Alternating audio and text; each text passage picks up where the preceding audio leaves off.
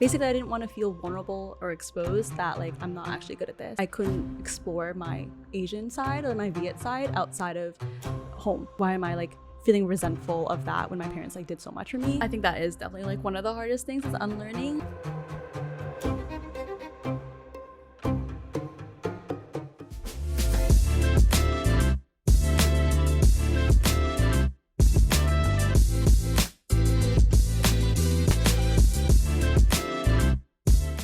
Hey everyone, welcome to the Highest Version Podcast. I'm your host, Randy Philvong, and on this podcast, we talk about falling in love with the process of getting better every day and becoming the highest version of ourselves. Today's guest is Nguyen. She is a longtime great friend of mine who is passionate about culture, her roots, and her community. This has actually led her to open up her own Instagram page called @mdaylist, where she takes you on her journey of learning her native language, Vietnamese. Not only is, to me, well, if I can describe Emily throughout our entire friendship, about 6 years of friendship, there's never a dull moment with her. We're always either having a good time partying or doing wholesome activities. She really is someone that stands on business when she needs to, but also loves to have a good time. So without further ado, let's welcome our guest, Emily. Hi. What's up, Em? Long time no see. Long time no see. How's your mental health nowadays?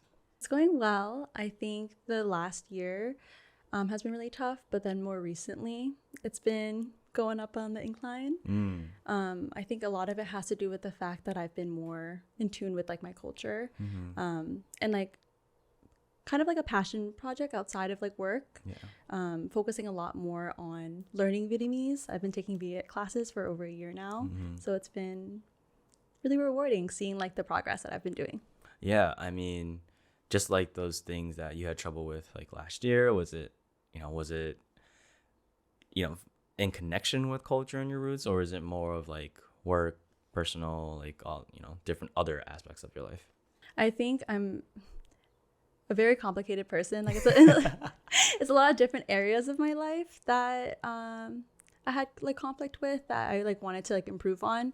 So, but definitely like the language area, like connecting with my culture was one of them that I really wanted to focus on this year. Yeah, you really started a huge initiative. I wouldn't say like huge because I don't want you to be like, oh, this is daunting, but it's a great initiative on really putting yourself in a vulnerable standpoint and really creating community where everyone is learning their own, their family language. And it's a very difficult thing to do for sure.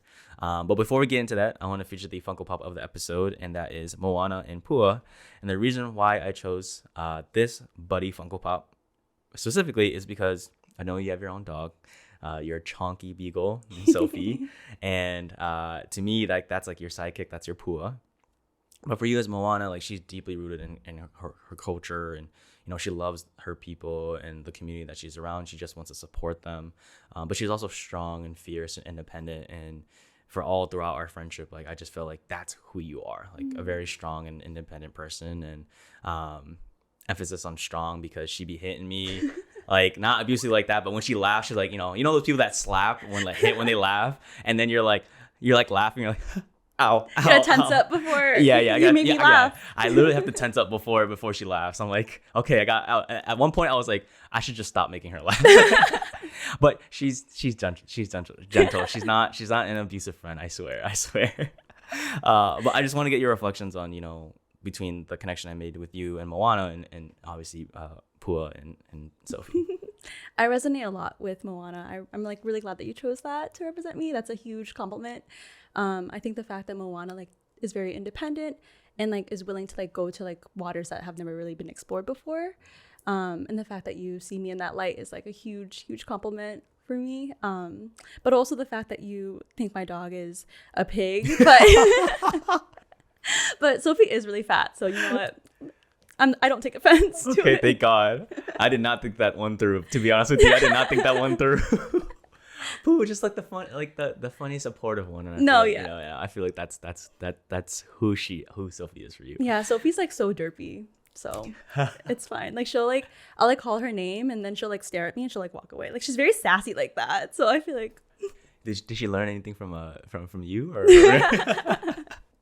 No, you're not. Yeah, I haven't seen any of your sassy moments. So yeah. But yeah, let's dive into it. Let's unpack your story. The first thing I want to know is like, why is culture and community like so important to you? Like, where did that come from? Culture's always been important to me. I think, especially the fact that I grew up in like a predominantly white town. Also, like we were very diverse in my high school. Like we had like Hispanic and Black, but like at the same time, there's only like one or two Asians in my school. And I think growing up, it's not that I like wanted to be white, but rather like I couldn't explore my Asian side or my Viet side outside of home. Because like at home, like we would speak Viet, even though I spoke like broken Viet with my parents. That was the only place where I could really explore that side of me and my culture. Mm-hmm. So I think like even like when I had graduated from high school and I went to like UMass, that was something that I definitely wanted to explore. Yeah. Immediately like joining the ASA, like Asian American Student Association, was like one of those steps towards that. Right. Yeah. What was the stronger, like, why the stronger initiative now compared to like when you were younger? So when I was younger, like my mom tried to like teach me how to speak Viet. I think like there's like a difference between having it be forced on you rather than like exploring it yourself. And I think like it wasn't until post grad that I really wanted to like explore that side of me and like actually take classes. Mm-hmm. I take classes on like Preply right now with my tutor. And then after that, like decided to like make my Instagram account. Yeah. Bro, I feel you on that. Like my mom was like, you're gonna meet a Lao girl someday and then you're not gonna know how to like speak it. And I'm like, bro, if I meet a Lao girl here in America, I'm pretty sure she can speak English, so I think I'll be fine. But I got a beautiful partner, Michelle. So yep, so don't need to learn Lao. There you go. I've been learning more Canto. I've been learning more Canto than Lao, so that's crazy. I want to understand if that, you said that language barrier that you had with your parents, like, did that create a significant problem like in the household, or like, how was it like arguing or anything like that, just that family dynamic? It definitely did create like a huge barrier between me and my parents growing up because of the fact that like there were a lot of words that I didn't even know how to speak in Viet. So like when I'm like talking to them, I would throw in a bunch of English words hoping that they would understand through like context. Yeah. But they would just like stare at me blankly, like they have no idea what I'm talking about. Mm-hmm. And that was kind of like really discouraging. Even the fact that like I would like try Googling like the words and stuff like that. And even then like they don't understand like the context of it. Right. So being able to like talk about like politics or like my feelings deeper than just like how's school or how's work, like I wanted to have them get to know a side of me that like I wasn't able to explore. Yeah. Because when we were younger, there's a lot of just like, oh, you're the kid that goes to school and that's it. Yeah. Like, or gets a job just to help, us pay the bills or whatever. And the thing that's also like tough about that, along with the barriers, also because there's a barrier, there's also like the primary, like you're the primary like sole provider or of everything, like whether that's bills, someone like Xfinity calls, or like they're like, oh, like talk to them, like and your mom's trying to negotiate like a 20% discount, but you're like, I don't know, I'm 8 years old, why am I negotiating 8% like a 20% discount right now? Mm-hmm. And it's tough, it really is. And I felt like when I was younger, it kind of built a lot of resentment in there. And when I'm looking back now, like when I look at it now as an adult, more mature, I understand that my parents were trying their best. Yep. And that they only knew what their parents told them. But now that, they're older, they see how I function. And I actually talk to them about like feelings and stuff, which is such a hard thing to do. Because for my parents, or I feel like any immigrant parents, they're like, if you tell them like, oh, I'm like overthinking this, they would like stop overthinking. Yes. Like, how the is that supposed to help me? Or if you have like depressive, like a depressive episode, they're like, why are you complaining? Like you have a roof over your head, you have good food, like we treat you so well. Yeah. And they kind of like invalidate that because of the fact that they don't really know too much about the mental health side. Right. Of everything. Yeah. I think we're caring a lot because they've taken care of like the basic like needs that we have, that we're having problems on these like other things that they were always in survival mode, basically. Yeah. And it's just, for us, like we are lucky and grateful enough to not be in that kind of mode, because like they, very grateful to our parents for what they've given to us. Have we talked about how, you're learning your language more. Has that kind of eased up a little bit more of the relationship that you have with your parents now? Like, are things a little bit easier than they were before?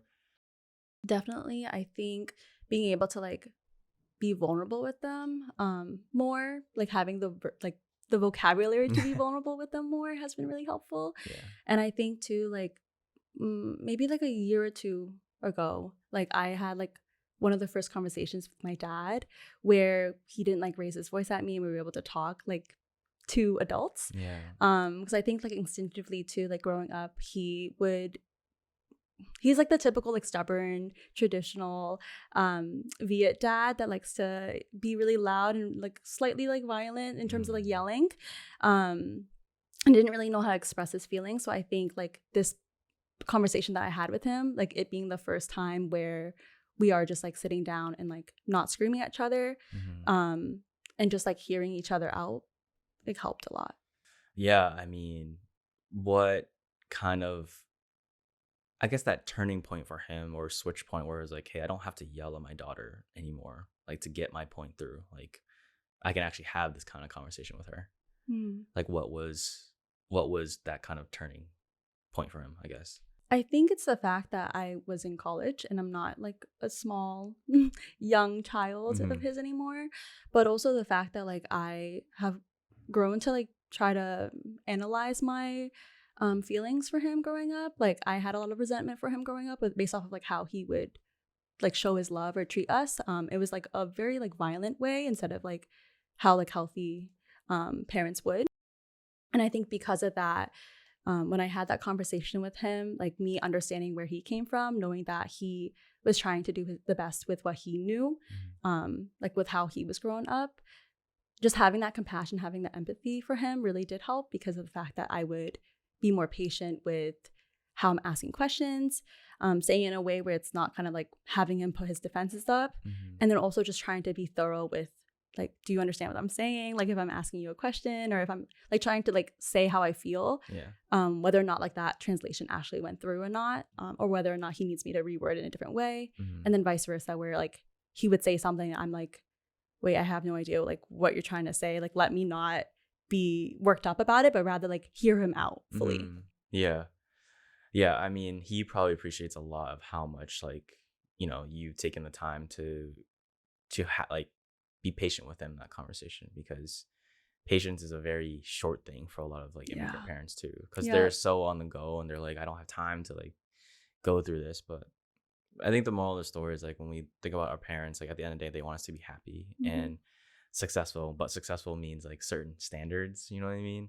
But yeah, at the end of the day, they really just want us to be happy. Any like after that conversation, did you get any emotions or anything like that, like where you're like, wow, like things are gonna be different now? I think so. I think the fact that I made it through that conversation, like our first conversation, without him like being violent, showed to me that it is a possibility. Because I think like when I was younger, I was like, oh, he's always like stuck in his way. Like there's no way for him to be able to improve. And I think too the fact that like immigrant parents don't always believe in like therapy, so it's not something like I could tell them like, oh, like you have a lot of like things that you need to like work through, and obviously like I need to work through things too, but like being able to work through it together isn't something that I always thought would be doable because like my parents aren't the type to. So I think like having that conversation with him where we were able to accomplish something definitely brought me and my dad closer, even though me and my dad don't always see eye to eye even now, like we have a sense of respect for each other. Right. And how's that relationship with your mom? How was that? What was the growth there? I think when my mom and I were really young, we would argue a lot, but I think it's just like a typical like teenager thing. That you like kind of grow out of. And I think especially when I went to college and I didn't really get to see her like until like I went home like every so often, like we created like a stronger bond, like to the point where like I tell her when I'm like drinking or going out, or I'll be like, oh, I'm like, Mom, I'm so hungover. But I like look forward to her and I's conversation. And we'll like call every few days, and I'll just like screen share and I'll show like photos I've taken of like me out with my friends or whatever. And I think like having that bond with my mom now, like definitely, like she's my number one supporter for sure. Yeah. So now you guys are going from parent-child to like, friends, best friends. Yes, like that. yeah. That's so cute. Is she ever just like, hey, maybe you should really kick back on drinking. Yeah, absolutely. But then she's like, no judgment though. Like if she sees me out, she's like, oh, looks fine. Like, Yeah. Have you asked your parents about how they were when they were younger? Like, did your mom go out a lot, or your dad, or anything like that? Okay, so honestly, I feel like I don't know if they always are like truthful about like. Yeah, you're right. You're definitely like right. I feel like my mom never told me if she like would go out like that. She's like, what I know of her as is like a goody two shoes. Like she went to school and like you know, like studied really hard, and that's all she would tell me. And I'm like, okay, but like, were you like a baddie? Like, did you get like guys or like what's up? Like she wouldn't expose that to me. Yeah. Dang. No, you're gonna get her someday. You're gonna get her someday. Like, oh, fine. Like your dad wasn't the only one. I always like my mom. No, my mom be like on that. She would like, so many guys wanted me. Oh, but, really? Yeah. And my dad just like, yeah. Luckily, I was the one to get through like the parent acceptance and all that stuff. Yeah, my mom makes sure that that like she knows she was a hot catch back then. Like, Mom, I don't want to hear this. I respect it though. I respect it. I want to know all the tea. Yeah, I think when I obviously went through therapy, and part of it was mending that family relationship. Yeah. And part of my assignments was to talk to my parents in a very adult way and being like, telling them like what I did on a day-to-day basis. How's your relationship with your parents now? It's good. My mom understands like how I am and like what I do, but I can joke around with her like a couple times. Like it's fun. My dad, like, we just talk sports. Like it's very like, how you doing? Good. Would you ever want to explore that like relationship with him? I definitely do want to bring my dad to like things he's never like seen before. Like he loves sports. Like the FIFA Cup is gonna be here in the US, I think in 2026 or 2028. I forgot what. Olympics is 2028, but 2026 I think is FIFA. And like take him to a game and give him that kind of atmosphere. And then the US Open that's in New York, like bringing him to that. It's because I know he worked so hard in his younger age that he didn't really get to experience or try to experience these things. And yeah, I mean it's really good now. I should call them more often. I know that it's on me.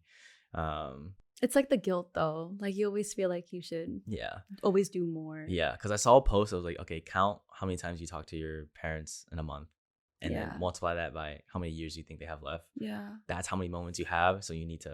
And I'm like, damn. I'm like, that's not that much. Yeah. I'm like, but then I also have my own life too. Yeah. When we go back to the conversation about being the primary like responsible person, all that stuff, like. There's a lot of resentment in that time, but absolutely. But it's just like, that was our time with them.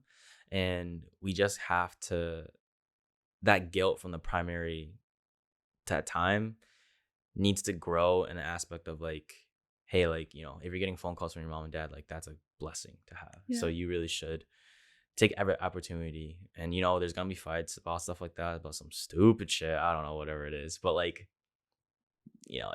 at the end of the day, like, you love your parents. And I always tell them like, hey, like, I'm sorry I'm coming off mad, but I really want to help you guys, and I love you guys. And it comes from a place of like love. Yeah, for sure. What's also funny is that my mom tries to hide her being hungover so badly. It's so stupid. Does she get hungover often? No, but like she'll like, because she will always be like, oh, like I'm the responsible one, like when your dad is like drinking and stuff like that. I'm like, cool, Mom, that's fine, like you're being very responsible.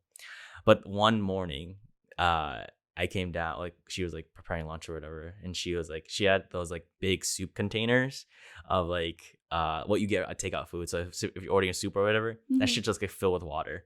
And then I was like, oh, Mom, you thirsty or something? Or I was like, oh, Mom, you're hungover or something? She's like, no, I'm just I'm really tired and thirsty. And I'm like, you're hungover. Just admit it. Yeah, and she's like, no. I didn't drink or anything. I was like, yeah, okay. A lot of times we have to like hide that, like, once we turn 21, like how much we like drink and stuff like that to my parents. Bro, that was such a hard. I had to be like, take the first shot in front of the first time, but bleh, like, did like, you? Yeah, I had to, because they're like, oh, he's in their head, he's like, oh, he's never experienced this before. Oh wow. So I'm like, oh, you have to fake that shit. I actually have never drank with my parents. Really? Yeah. No. It's okay. I've had the typical like father-son things, like just have a beer together. Yeah. My mom, I mean, she'll have wine and then have a beer. So it's nothing. It's not like we're not like shot For shot with your mom. Yeah, hell no. That's not gonna happen. Hell no. But yeah, I've gotten to get a chance to like know my parents and know how they grew up and stuff like that. My dad be joking about how he was so poor that his favorite toy was a tire. He roll it down and chase it, and if it broke, you duct tape it, roll it back up. Sustainable. Yeah, sustainable. Yeah, exactly. He's always on that about, you know, what we have, and he's like all that stuff. My mom's like in the back, you had a yo-yo. What are you talking about? He liked the tire more. yeah. He's like, yeah, I like the tire more. And so going into, you know, we're going past like, you know, that I'm so glad that you have that, you know, that parent amendment relationship, because it's a huge thing, especially if you're coming from an immigrant family, to really get past that barrier, and it's really hard to do. Yeah. But now you're bringing this whole element of language and connecting with them, and you know, what just really made you want to start your page on showing that journey, and any obstacles that you have had so far just being a creator in that kind of space? So I started taking Viet classes over a year ago, and I wanted to track my like progress. But for the longest time, I got in my head about the fact that like people would see me not really being good at speaking this language, and I didn't want them to see like. Basically, I didn't want to feel vulnerable or exposed that like I'm not actually good at this, especially when I have like friends that are really fluent, and I wouldn't even like want to have a conversation with them in Viet because like I would be scared that like they would judge me when I know they wouldn't. Yeah. So I think like that was a really big thing that like was in my head about moving forward with like creating like an account to share my like progress. And then I think once I did actually like put out my first video, and I saw like people like in the same boat as me, like, wow, like I'm actually giving you so much props for, you know, taking a stab at trying to like learn this language. Yeah. That really like motivated me a lot more in wanting to explore that side of that. And so creating more and more videos as I go, and then having people like support me. Yeah. That's been really good. It's so surprising about how much other people are in the same boat as us. Yeah. I think sometimes we think we are alone in what we do, but then when you kind of allow yourself to be vulnerable and open yourself to the world, basically, like you'll see like there's a lot of people that actually are in the same boat. Yeah. And there's 7 billion people in the world. How is there not someone that's also in the same kind of, I wouldn't say same journey, but like similar journey of what you want to accomplish, right? So how has your, like looking back at your progression, like like what is your reflection on that? I think the main thing that I would reflect on is the fact that I don't use the same pronouns anymore. In Viet, like you use the word gong to refer to yourself if you're talking to someone older, like parents or grandpas. Yeah. And I would always use that because I would only ever speak Viet to like my parents. So even when I would like speak to people around my age, I would say gong, they're like side-eyeing me, like, what are you saying right now? Bruh. Like, I'm like so much younger than you. So I think that was like a huge thing. Like now I'm able to like use other pronouns like am and g. Yeah. It's just kind of like breaking the habit. So like another thing for me was like when I first started going to like my tutor, I thought the word like yui meant and. It means under in Viet. So when I'm like trying to order something or anything like that, I was saying yui as in like, oh, I want, you know, boba under my pastry or something. And they're like, what are you talking about? Yeah. But I think too, like that was a huge thing because I realized when I was speaking to my mom about that, I was like, why didn't you correct that? Like for me, like I have this implanted in my brain that like this is like the correct word for it. Yeah. And my mom was like, oh, like we understand like through context, like you don't need to worry about it. And I'm like, I'm not gonna be just talking to you though. Like I want to talk to other people. You've been effing me up for so long. Yeah, I have to like unlearn like a lot of these words because I'm like saying it wrong. Yeah. Yeah, and I think too, like growing up, my parents never like sat me down and was like, this is what this means in Viet. It's kind of like me learning through context. So I think like as I'm learning with my tutor, there's like words where I'm like, oh, I thought this whole time it meant this. And she's like, no, you're far off. Like that's not what it means at all. Your tutor's like, damn, this girl's yeah. But I think that's been like really helpful because I've tried like Duolingo. Yeah. And Duolingo is in like the northern dialect of Viet, which is like not even the same dialect as mine. Mm-hmm. But also I feel like a benefit of having like a live tutor is the fact that like you could be vulnerable with them. They remember what you've said before Mm-hmm. and they can add on to that, you know, like they know like where you should focus your work on versus like I feel like through Duolingo, it doesn't always capture that. Right. So that's been something that was a huge pro for me when I like started mine. Is your tutoring lessons like expensive or is this pretty affordable? It depends on the tutor. I think like eventually it's starting to get more and more expensive. She got like a little raise. I was like, you deserve it. She asked me, she's like, can I like increase it by XYZ? And I'm like, sure, girl. Like, go ahead. Like you've been doing so good for me. But I think it's around like $16 to $20. It really depends on like the tutor. Sometimes like the tutors are like $25 per session. Mm-hmm. And then through Preply, it's like you can sign up for like 4 sessions at once, like a bundle, like renews every month. Yeah. Gotcha. Okay. Yeah, I mean, that's still pretty affordable, especially if anyone that wants to join on this journey. Is it a wide range of languages on Preply? Yeah. Like, yep. There's a lot of languages on there. And okay. they also have like a bunch of tutors where they like have a little demo video introducing themselves, which is really helpful because like if you want to make sure that you know your personality aligns with the tutor and like also like the same dialect as well aligns with it, so it's been really good there too. Yeah, for sure. What has actually, when you were saying that, what you were saying under, or you were saying under instead of and, I thought it would be so funny if like you were just talking to someone and they were like, you were saying, oh, like me and you like go over there, but like me under you over there, they're probably like, what? I just met you. Yeah. Like, oh, it's too fast. But what has been the hardest thing about learning a new language? Because I mean, you're unlearning a lot. I think that is definitely like one of the hardest things is unlearning. Being vulnerable with yourself, like there you can, if you're like taking notes like through your tutoring classes, like it could only take you so far. Mm-hmm. So you're gonna have to like experiment on people and like talk to people in that language. Or for me, like through my videos, I've been like doing the same thing because otherwise like just reading your notes isn't gonna do much, right? So then it's kind of like the rejection therapy of like knowing that you're not saying it right, but like please don't judge me. How do you say it correctly? Like just wanting to like be, I don't know, kind of like not letting your ego get to you. Like it doesn't need to be perfect, you know, just like being vulnerable with yourself. Yeah, for sure. Yeah, that kind of vulnerability is huge. Like it's not easy for a lot of people, but the fact that you're putting yourself out there is super dope to see. And like I think, like you said, like you are impacting people just like just being on your own journey, which is so cool. Absolutely. I'm wondering, like, you know, when you're learning new language, especially at this point in your life, it's kind of when you're unlearning stuff, it's kind of like when going through like mental health stuff. Yeah. I know you mentioned about how your friends, like you're afraid to like tell your friend, like talk to your friends because you think that, you know, they would have perception of you. But having this third party, that's like really easier for you to learn language because like, you know, like you feel like they're not gonna, you know, judge you or anything like that. And to me, I really put a parallel with that with therapy. You know, we don't want to burden our friends and you know, put all these emotions on them. So having that third party is super rewarding. And I just want to point out that's a crazy like kind of parallel between learning a new language and, you know, going to therapy with especially the art of unlearning as well. Have you had the confidence now to go talk to your friends that do speak Viet fluently? Or are you still like, I'm gonna hold off like just a little bit more until you get like to the certain level? I think it's a big, like a mix of both. There is like a few like Viet friends of mine that like I've tried to talk to and I'll like be giggling as I'm like trying to like translate the word because I'm like so embarrassed. But like they're like so fine with it. And I think like the more I practice with them, it will help.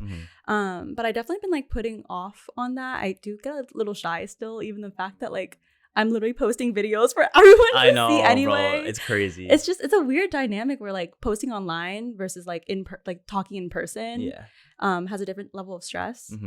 I think too, like my videos online, like having like my supporters like help me out. Like people like comment and be like, that's not how you say the word. You should say it this way. Like just being like open to that like has been really helpful.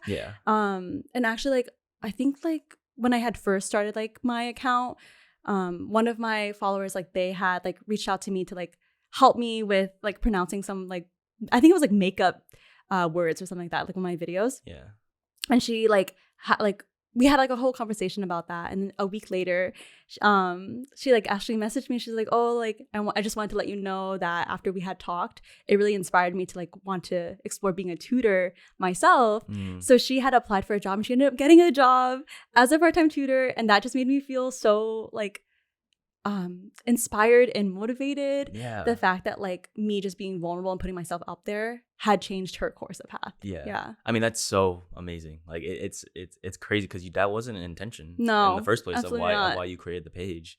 And you know, what was your intention of creating the page? Because I know it's like, oh, like you want to track your journey and all that stuff, but where was there another bigger reason to it?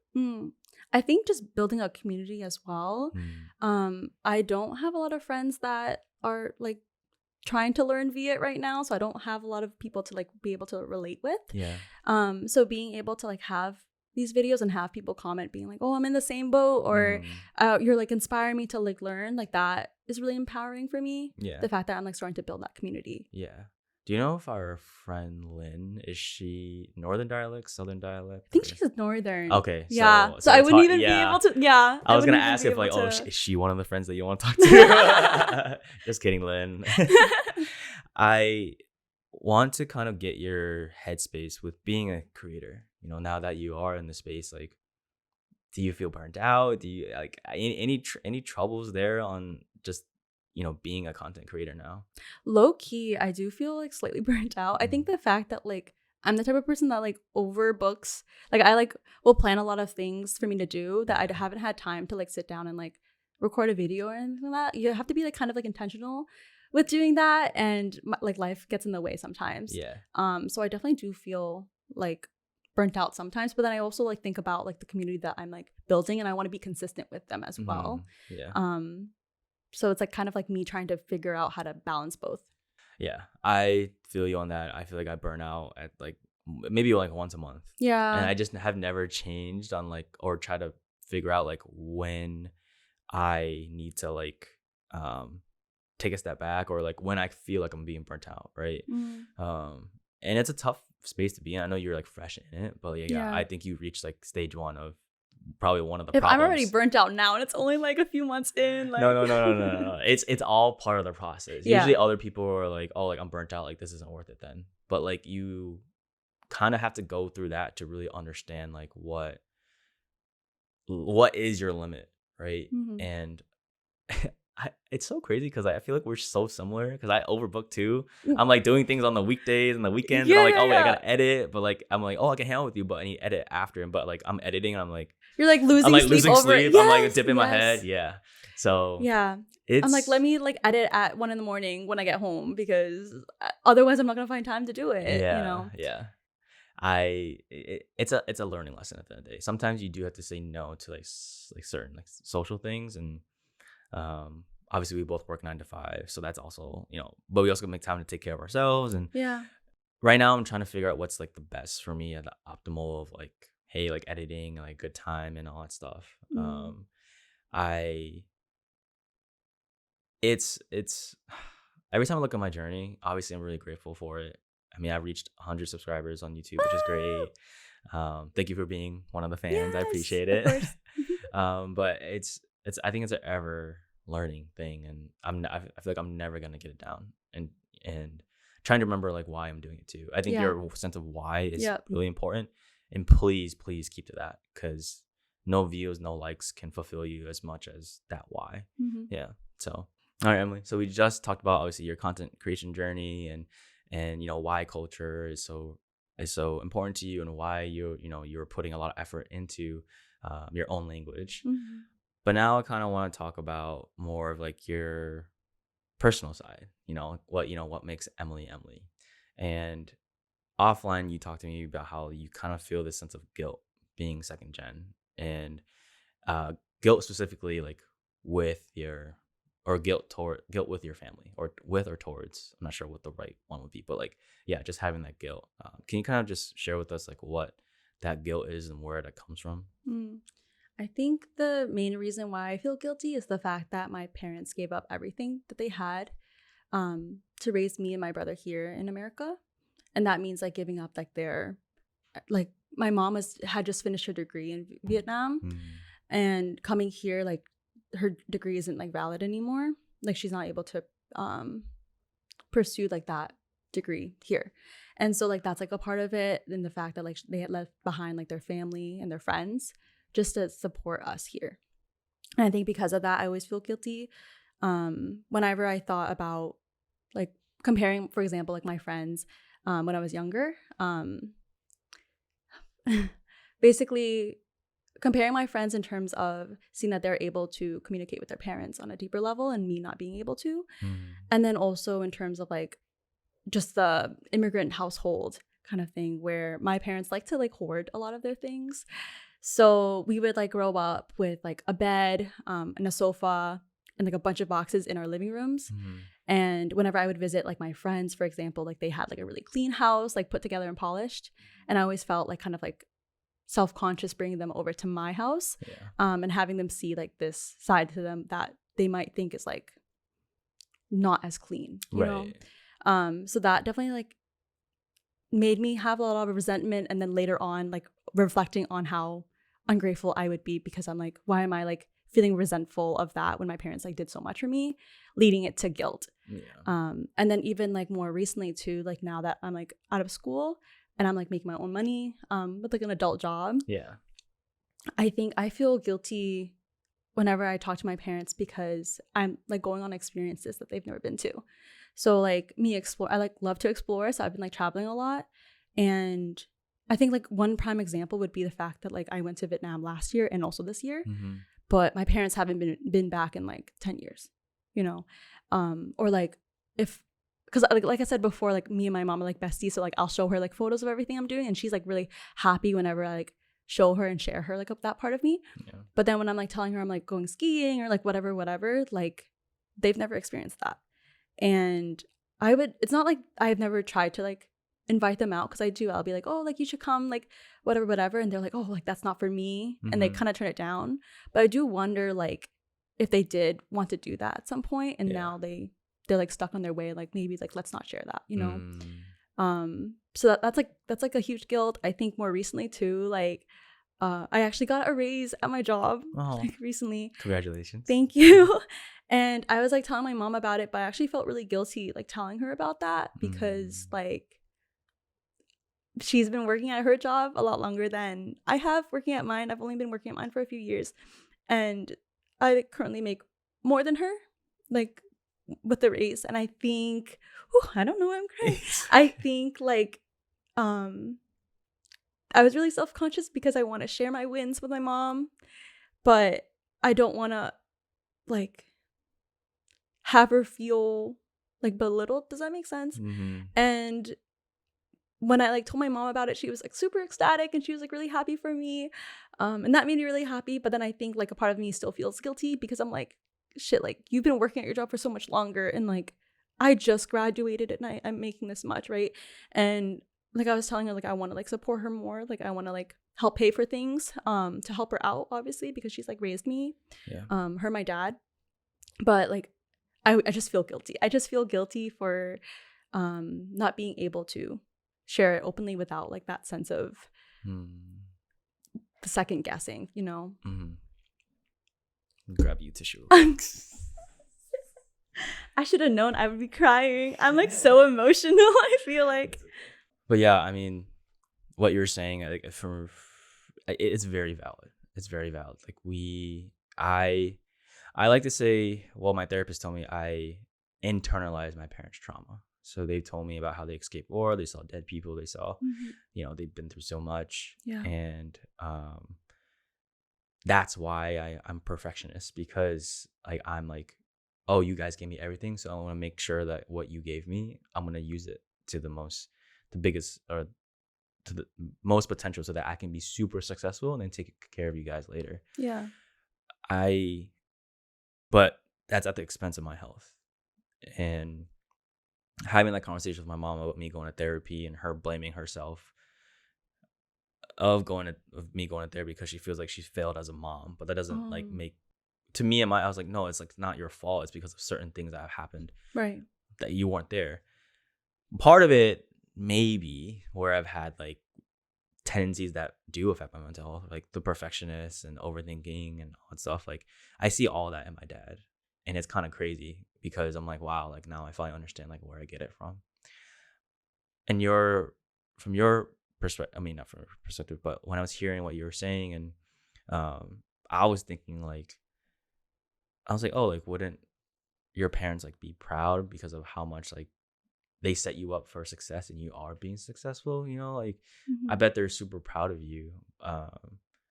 And I know you said that guilt comes from just like you doing better than them, but I feel like wouldn't they want that as parents, you know? Yeah, I think they do. Like, obviously, I think every parent wants like their kid to be successful and like to live life. And I think the fact that my mom was really excited for me to get that raise Mm. means a lot to me.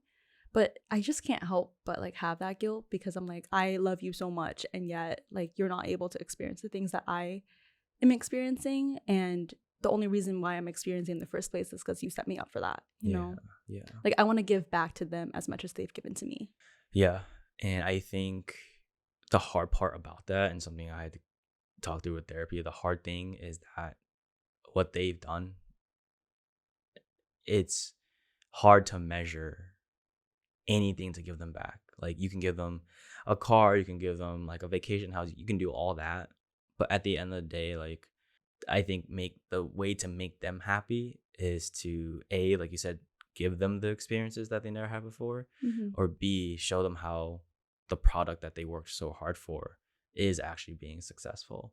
So, you know, if you really want to give them those like certain experiences, I think even just being like, hey, I got you 2 tickets to this, like go.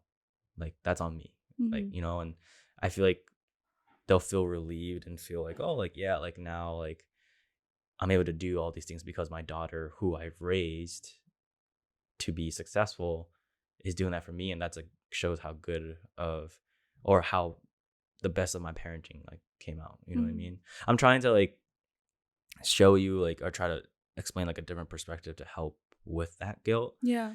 How have you personally been trying to navigate with that guilt? Like, have you been like pushing it off, trying to talk to yourself, or like what are the things you're doing to help have a better relationship with that guilt?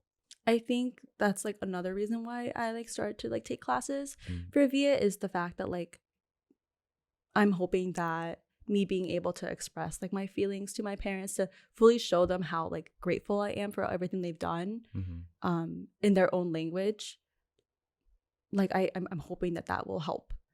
Um I think for them like to see me like take a step towards wanting to get to better know them by like understanding like their language, and then also the fact that like through that like I can actually understand like fully conversations and like stories that they tell me um helps me with that guilt. Yeah. Mm-hmm. Yeah. Have your mom, now that you kind of understand language a little bit more, has your mom ever expressed like, I feel some type of way that you are like achieving this and I haven't? I don't even, I mean, if she does ever feel like that, which I don't think she would feel like Mm-hmm. that way with me, but if she did ever feel that, I don't think she would ever tell me. Yeah. Yeah. It's the hard thing to get our parents to express how they feel. Yeah. And, you know, my dad's going through like some medical stuff, and I ask him, like, what are you feeling and all that Yeah. stuff. And he's like, oh, like, it's usually like, oh, today, like, I feel okay, like, you know, dizzy somewhat. Mm-hmm. Other days, I'm like, oh, I don't feel too great. And my dad actually found my podcast because I kept it hidden from him because I was like, oh, like, I'm basically talking shit about you guys. Just kidding. No, I'm not. But like, uh, I think that kind of me going to therapy, me doing this, I think kind of opened his eyes like, oh, I can talk to my son in this way, and that's okay. Yeah. Same thing with my mom. Even though my mom just does it, she just overdoes things sometimes. Mm. When she talks about like her feelings and stuff like that. But I think like growing up, like my parents always tried to hide things like that from me and my brother Yeah. because they kind of like wanted to protect us. right. So like when I would be in school for college or whatever, and I would have exams that week, Mhm. if something happened with like at home, like let's say my dad got sick or something like that, my mom wouldn't tell me until like later on. And that would make me really frustrated because I'm like, I want to obviously be there for him. Like I care a lot about my dad, Right. but she would be like, I didn't want to stress you out. Because they're so used to being independent with that, you know? Yeah. Like they want to keep things to themselves. Like they have done everything like by themselves already, so they're like strong. Yeah. But I just want to show them that I'm there for them as well. Yeah. Yeah. Yeah, my parents do the same thing. They're like, not the same thing, but they're like, oh, I didn't want to text you because I know you're busy. It's Yeah. like, just I text will me. make time for you. Yeah, like yeah. I Just love text you. me. Like, yeah. Yeah. And that's the thing with like friendships too. It's just like some people have told me like, oh, I don't text you because I feel like you're busy all the time. And I'm like, bro, like just text me. Yeah. like I'll get to your message. You Yeah. just gotta text me, and that's okay. If I don't respond in a couple of days, like that's just how it is now, you know? In high school, I would text people like every time I go to sleep, 8 o'clock. I'm like, all right, who do I want to hit up next? You know, I just say, hey. Go down the list. Yeah, no, literally. Back then we could just say hey, and like that was enough. Now it's gonna be like, what do you want? Yeah, what do you want? Yeah, exactly. You know. No, I definitely got in my head too. Like, that's been something that I worked on like post grad. Is that like I'd be always scared of like texting my friends, but then I'm like, oh, like if they're busy, like they'll like respond later on. Like it's not that big of a deal. Yeah. You know. Yeah. If they want to make that kind of time and space for you, like they will. They would. Going on to another topic about perception of yourself. I know you kind of mentioned earlier, like, oh, you're kind of afraid from your friends, like how they would perceive you. Do you have troubles with caring about what other people think of you? I think, of course, I think it's part of like human nature to, you know, want to, like fit in or like not want to like stand out too much. Right. So of course, like you're gonna always like be like, oh, like how is that gonna be perceived? Like are they gonna think I'm cringy for like posting this? You know. I think a lot of how I've handled that is just like focusing on like my goal. So like for example, like with my Instagram account, it's like I'm making these videos, but I'm really scared that like to see my friends like kind of like it will show up on their feed. Like for you, I feel like it just showed up on your feed one day and I was like, oh, I didn't realize it would show up on everyone's feed so quickly, you know? It's like kind of like, all right, but like it's a good reaction because like it shows that you actually support me. Like if I was so scared to like put that out online, because I'm like scared of how like even like my friends are like would see me, like I wouldn't know that they're like 100% down to support me. Right. You know? Yeah. Even still though, like the thing about Instagram and TikTok and all that stuff, it's such a saturated market nowadays. It's like, you know how we like follow probably like over 1,000 people. Yeah. And it's like not everyone's like post is gonna be able to hit your scroll, like, you know, because there's so much, right? Like there'll be people that like that I didn't even know like this life event happened, but they did post it, but I didn't see it because it didn't show up in the scroll, you know? And I think people should, whether you're a content creator or not, like there's a reason why social media is a thing. And it's a chance for you to like share your journey, share your story, for you to look at and be like, hey, like this is what I've done in my life. And obviously it's like a storage thing because it's like, oh, like, you know, I could, you know, look at things back in the day or whatever. I've archived all my high school shit. I'm not going back to that shit. How come? Well, like what kind of photos would it be? I mean, I'm just taking pictures with like friends or like, oh, I see. You know those like random filters that we just put on pictures? Like I think it was like indigo or something. Yeah, it's like that's unnecessary, you know what I mean? But outside of like, you know, obviously you creating content, but outside of you creating content, do you still have trouble? Not still have trouble. Do you have trouble about how people perceive you? Like outside of content creation, just you as, you know, Emily. I think I've worked a lot more on that. And I think like how I simplified it in my brain is kind of like, this is how I am. Like kind of like take it or leave it. Yeah. I just remember too, like the same thing would be like when I was younger and I'd be like insecure about my body, or even when I'm like going on a date before, like I'd be nervous about how the other person will see me. Like, what if they don't like me and you want to pretend to be someone that is like interesting? And it's kind of like, but why put up that facade? Like they're gonna eventually know who you really are anyway. So kind of like accepting who I am, you know? Yeah.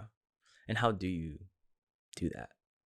It's so hard in my eyes for me because like I'm on my fitness journey and like, I would be lying to you if not part of that was because I felt really insecure about how my body was. Yeah. Because I think someone told me that like, oh, you know, Randy's always the skinny one, right? So it's just like, so and that's the like, strays, yeah, and it's like, it just ingrained in my head, and like, I know there's this guy in high school that like everybody, all the girls were like, oh my God. And like, he had a great body. Even I was like drooling. but it just, and he was a new kid. Like he came in like in the middle of like the semester and stuff. Mm-hmm. So it made me feel some type of way that like, oh, like why aren't girls doing that to me? And I'm sure Michelle drools over you all the time. yeah, just always slapping my ass for no reason. It's a thing, guys. It's a thing. But it's, part of it is just that rooted insecurity that I'm still trying to figure out of like, I just know when I get to that certain body that I want, that like I'll have this feeling of like, okay, now what? Yep. Because you're always going to want more. Right. And I was like, okay, did I do all this for the right reasons? Obviously, I'm putting a lot of time. I'm putting a lot of money. Mm-hmm. I'm putting myself under different mental stresses too, because it's like, oh, I have to eat more. Or when I start cutting, I have to eat less. I think acceptance of who I am has been very hard. Not only physically, but mentally as well, because of certain things that have happened in my past. Mm-hmm. So how do you reach that level of acceptance? I know every day may be different, but how do you reach that level of acceptance? I think through like practice, honestly. Practice, and also like recentering yourself. Like whenever you realize that you're just comparing yourself to someone else, just realizing that like you're on a whole different journey than they are. Yeah, I think that's a good point. And just realizing like, we are who we are as like we are our own individual, an own aura and an own soul. Right. And we should be proud of that. This life actually really is a privilege, and to be able to live it is something that we need to take full advantage of. Mm-hmm. Another thing that I love about like you as a person, as a character, is that you're so curious about life. Obviously, we talked about exploration and all that stuff. Where did that come from? What makes you so curious about life? I think I always wanted to like experience new things. Yeah. But especially like growing up, my parents wouldn't like, they were like the very like strict immigrant parents where like they wouldn't let you out like late. I couldn't hang out with anyone unless it was on the weekend, and even then it's like once a week. Like you can't do double hangouts with anyone. Wow. Yeah. So I think like I didn't get the chance to explore when I was younger too much, and then now that I have like the ability to, and then also like friends that are like willing to introduce me to new things that I've never been to. Mm-hmm. Like for example, like my parents have never taken me camping. Like we aren't the type to like go out frequently, but like here I am like going camping with my friends, or like traveling to like a new location with my friends. But yeah, I've always loved to explore. I just haven't had the ability to when I was younger. Right. Yeah. Your curiosity and exploration shows that, you're trying to take advantage of life as much as possible. Mm-hmm. I mean, this girl was DJing like the other day. Transition. Man. Basically, I don't know what you went from.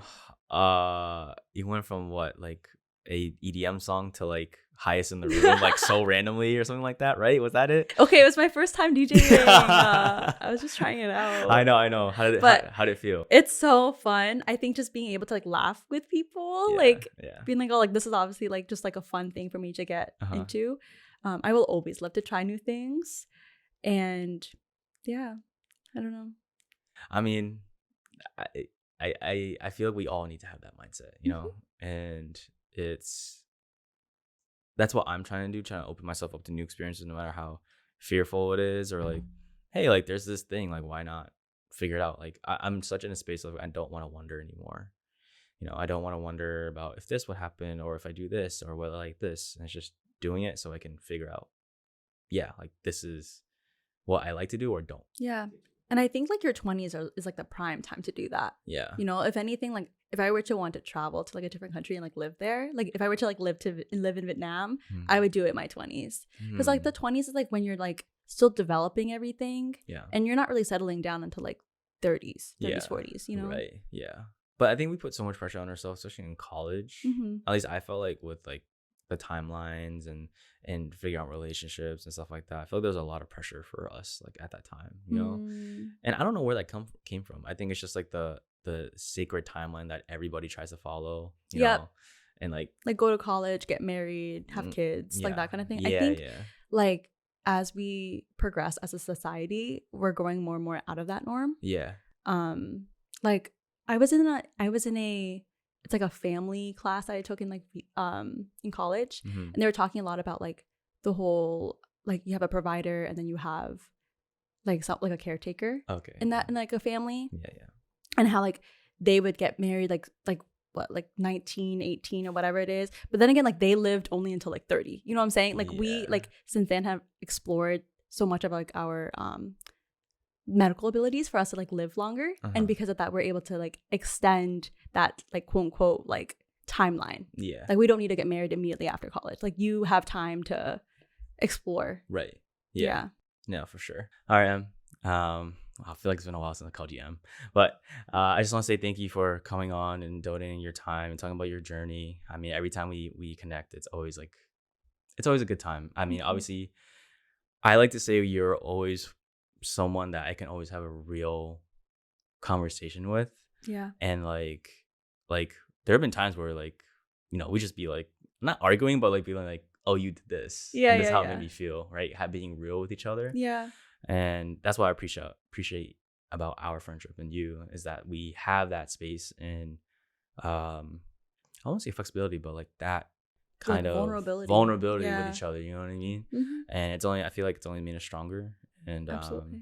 Yeah, I gotta say, you know, from the first time we met, I gotta be grateful for the fact that you tackled me. So I gotta be grateful for that. So thank you so much, and thank you for your friendship all these years. Oh, thank you. Yeah, I love our friendship. I love being able to like connect with you randomly during the year, and us being able to like be vulnerable and talk about whatever. Yeah.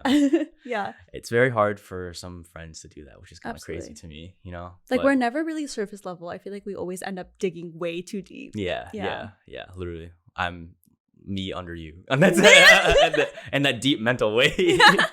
So I want to get into questions from the audience. And this person asks, if happiness was a subject in school, what would be the first lesson? Ooh, it's a good one. Not comparing yourself. Ooh, I think that really relates to like also what we talked about today, but like just understand that like your journey is your own, and that everyone else's journey like is at a different pace. Because I think like, what is it? Comparison is like the thief of happiness is like the phrase. Thief of joy. Yeah. Thief of joy. Yeah. So I think that would definitely be my advice. I wish they just taught this like in school, you know what I mean? Like you have to learn about this after. Like why? Why do I have to go through hell to be able to learn about this, you know? Crazy. This person asks, what is your best hack for learning Viet? I think being consistent for sure. Being consistent, being vulnerable, practicing with someone. There's like an app called Hello Talk. I've like used it like once or twice, but basically like you match with a person in the native language that you're trying to learn, and you guys basically just have a conversation with each other. And it's really nice, like being able to like fully have someone like edit your response back. Does that make sense? Yeah. That's pretty cool. This person says, do you ever feel shy when speaking Viet to natives or proficient speakers? Absolutely. I felt so shy when I went to Vietnam.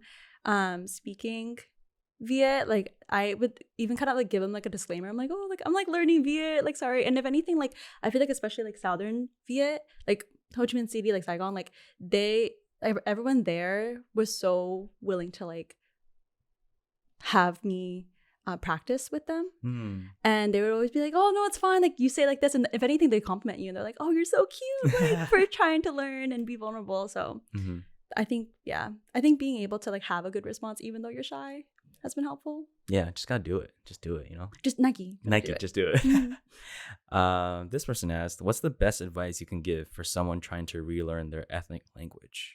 I think I feel like I'm giving the same answer, like being consistent. But I also feel like it's like understand like your purpose for why, because that's like a big motivator as well. Like why do you want to relearn your ethnic language? And because of that, like use that, keep that in mind when you're like taking steps towards that. Yeah. I think what you also harped on is like being okay to be vulnerable with yourself, because you're gonna mess up a lot. You will. But eventually if you keep doing it, have the consistency, and you know, just practicing, like you'll be able to get it. This person asks, how I mean, kind of touch base on it. How has it been learning / relearning Vietnamese? The same answer.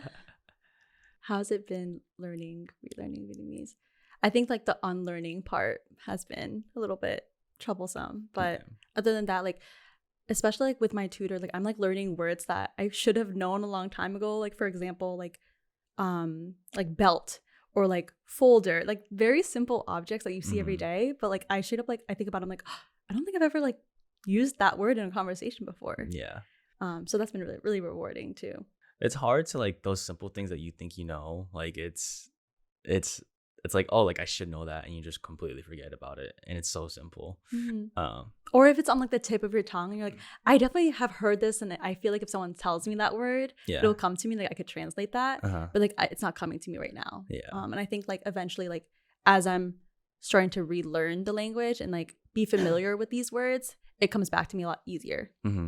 Yeah, and like it's just like the gear just needs to get past that second one. So that's all the questions from the audience. I am going to a different segment where I actually have a gift for you. And this segment, the reason, the whole intention of it is to help us realize how much of an impact that we truly make. Because sometimes we're on autopilot, we don't really understand like how much we do affect people. And I'm just helping my guests realize, you know, how great of an impact they're making. So I reached out to Steve, your boyfriend, and I had him write a letter for you. Aww. So what I would like you to do is to read this letter out loud into the mic, and then we can talk about it after. Okay. To Emily. Looking back on where I was before we met and where I am now, it's clear that being with you has been one of the most positive changes in my life. You challenged me, supported me, and loved me in ways I didn't think possible. Growing up in a predominantly white school, I was shamed for being Asian, which led me to never truly embrace my identity. But meeting you and seeing how proud and passionate you are about your own culture, as well as how eager you are to learn Vietnamese, has given me a different outlook and appreciation of my own heritage. Your authenticity and empathy, sorry. Your All good. Your authenticity and empathy have helped you build a surrounding and wonderful people in your life. You introduced me to so many new people who I now consider lifelong friends. The effort you put into nurturing those connections is honestly one of the things I love most about you. I've seen you work tirelessly balancing your career, your Vietnamese classes, the gym, and making time for all your friends. You are a genuine and hardworking woman who leaves a long-lasting impression on everyone you meet. Your professional growth reflects your amazing character. I know you sometimes doubt yourself and struggle with imposter syndrome, but I want you to know that you're exactly where you're supposed to be. You've built something incredible with your own talent and effort, and I truly admire that. You're someone who makes me thrive to improve each day, but also proud of who I currently am and who I'm working to be. I appreciate you for being patient with me. You have changed my life in a meaningful way, and I'm so grateful for your love and for us. From your number one fan, Steve. I guess, how did that make you feel? I felt like I was gonna cry reading that. I was hoping for it. Just kidding. I was like reading it, I was like, let me take a breath. So I'm not crying. But that means a lot to me. I think like, especially like Steve being like someone that I look up to so much and is my literally my best friend. Having him see me in that light means a lot to me. Yeah. I hope my intention of it really I'm gonna cherish this letter. Yeah. So yeah, let's get into the big 3 questions. These are the final 3 questions that can leave the last message with our viewers. My first question to you is, if you could sit down with a younger Emily, what would you say to her? I feel like I've always been very anxious, and that's something that I'm currently working on. So I think I would give her a heads up that that's happening. I would tell her that it's okay to be like anxious, but to like believe in yourself and be patient with yourself as you're like learning to grow throughout the years. Yeah. And like, what version of Emily would you be talking to? Is it like 8-year-old, 15-year-old? I think like my 10-year-old, 12-year-old self. That was kind of like the point in time where like I started to be really self-conscious about myself. Because I think before then it was just kind of like, oh, like happy doodah, you know, like going to school, whatever. But it wasn't until I gained consciousness basically when I was like 10 or 12, where I'm like, oh, like I'm like starting to look at other people and compare myself. Yeah. There's always that age where I think it's like junior high where we start to do all those things.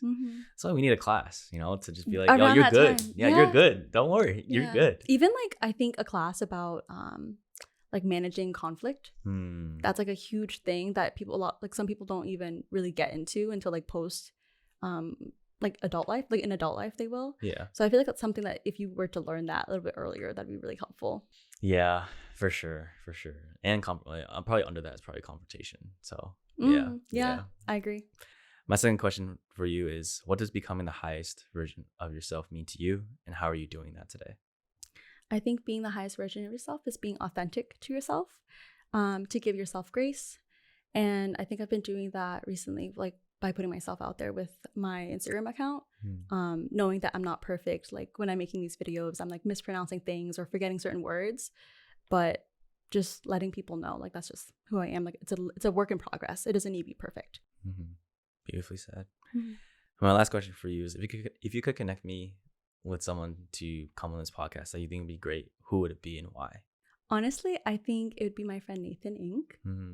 And the reason for why is because I think he's so like raw with himself. Like he's not in his head about how people will think. And I really admire that about himself. Like for example, he like more recently had hosted like a birthday party, and he was the one where like I had practiced DJing, right? So he like set up like his own set and started DJing. And we had like a bunch of friends at his birthday party, but some of them weren't into EDM or anything like that. And so like they'll be like on the sidelines, like kind of like listening, kind of not, but it's like fine. And he didn't care about that. Like he just wanted to like show everyone what he has been working on and what he's proud of. And I like admire that so much of him.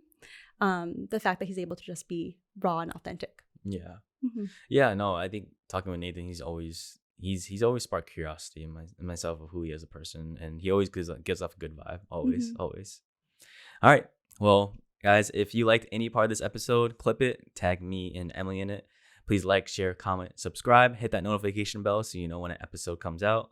And as always, let's fall in love with the process of getting better every day and becoming the highest version of ourselves. Love y'all.